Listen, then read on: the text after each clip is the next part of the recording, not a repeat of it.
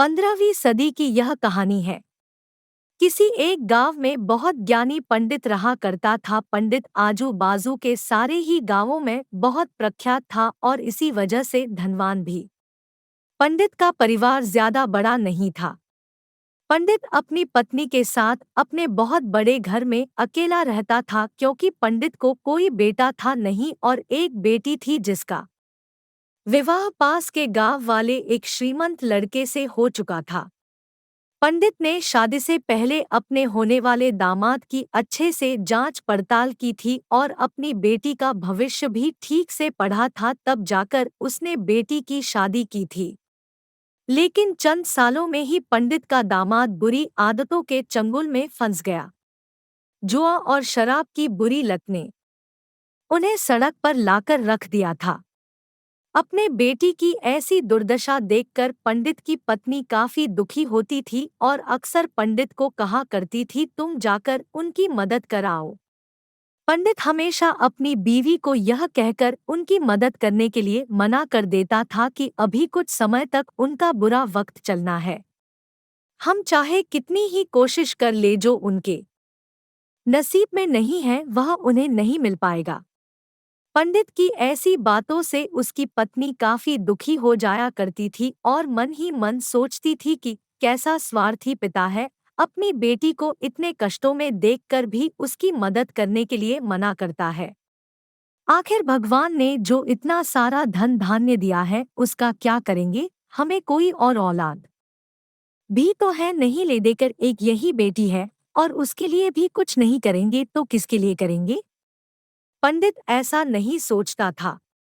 ऐसा नहीं है कि पंडित अपनी पुत्री से प्रेम नहीं करता था, लेकिन उसने अपनी पुत्री की कुंडली इतने अच्छे से पढ़ी थी और वह यह पहले से ही जानता था कि वह चाहे किसी भी लड़के से शादी करती, लेकिन उसके जीवन में यह समय आने वाला ही था और बिना इसे भुगते उसको छुटकारा नहीं मिलने वाला था। एक दिन खाने पीने के लिए भी मोहताज हो चुके पंडित के बेटी और दामाद उसके घर पर आए। पंडित ने और उसकी बीवी ने दोनों का खूब आदर सत्कार किया और खूब अच्छा खाना खिलाया। बेटी और दामाद की पंडित से सहायता मांगने की हिम्मत न हुई, इसलिए वह बिना बोले ही वापस अपने घर को लौटने लगे।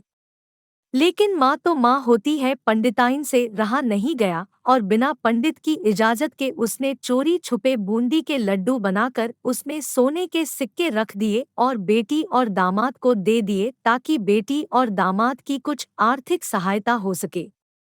पंडिताइन यह भी जान गई थी कि बेटी और दामाद शर्म के मारे उनसे मदद नहीं मांग रहे थे, इसलिए उसने बेटी और दामाद को भी लड्डुओं में छिपे सिक्कों के बारे में कुछ नहीं बताया। जाहिर सी बात है कि जब वो लोग घर पर जाकर लड्डू खाएंगे तो उन्हें उसमें सोने के सिक्के मिल जाएंगे, इस तरह बिना उनके मांगे ही उन तक मदद पहुंच जाएगी। सोचकर पंडिताइन मन ही मन अपने बेटी की मदद करने के लिए खुश होने लगी। पंडित के दामाद और बेटी उन दोनों का आशीर्वाद लेकर अपने घर के तरफ रवाना हो गए। उन दिनों गाड़ियां तो होती नहीं थी, घोड़ा गाड़ी या बैलगाड़ियां चलती थी। पैसे ना होते तो और चीजों की लेनदेन से भी व्यवहार होता था।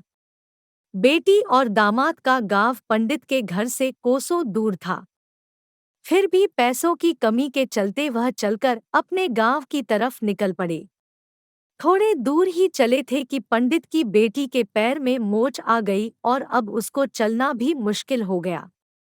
पंडित के दामाद ने जब देखा कि उसकी बीवी अब बिल्कुल चलने में सक्षम नहीं है, तो उसने एक टांगा अपने घर तक किराए पर ले लिया।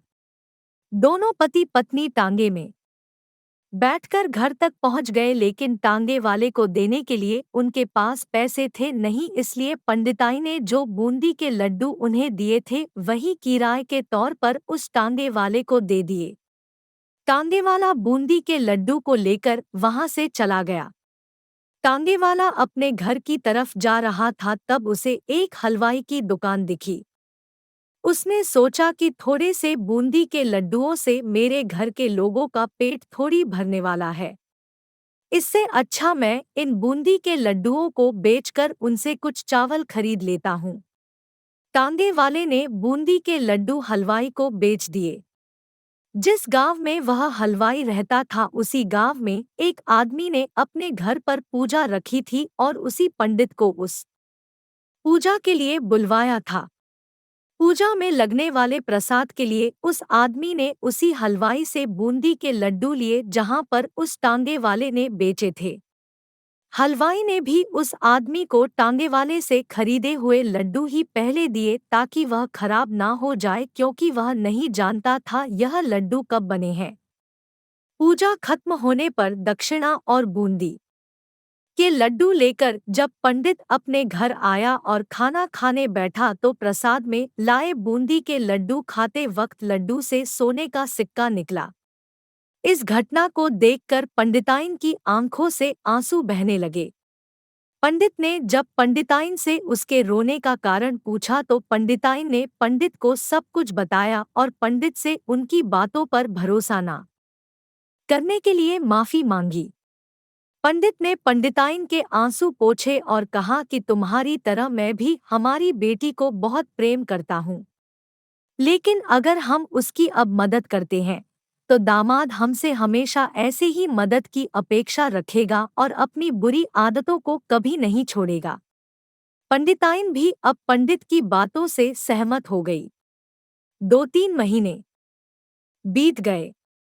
पंडित के दामाद और बेटी फिर से एक बार उसके घर आए और इस बार उनकी परिस्थिति पहले से बेहतर थी, क्योंकि पिछली बार खाली हाथ जाने के बाद दामाद ने नया काम शुरू किया था और अपनी सारी बुरी आदतें भी छोड़ दी थी। दोस्तों, नसीब का लिखा नहीं बदलता। यह कहानी आपको कैसी लगी? क्या आप भी नसीब पर भरोसा रखते हैं या फिर आप उन लोगों में से हैं जो अपना नसीब खुद अपने हाथों से लिखना चाहते हैं?